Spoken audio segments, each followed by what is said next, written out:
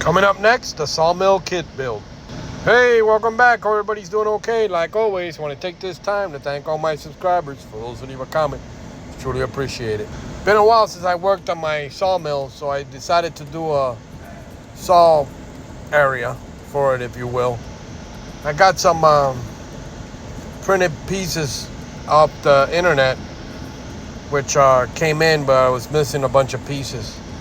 So I improvised, and you will see here, all this is made out of balsa, painted, and put together with crazy glue. The little engine is made out of metal, and everything else is made out of plastic, the printed plastic.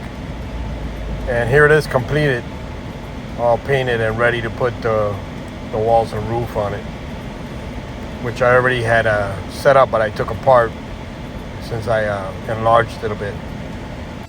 Once on the layout, I added some sawdust on the area, and I was done. Hope you guys enjoyed this video. If you did, thumbs up, subscribe, click the little bell button. Hey, happy railroading. Bye.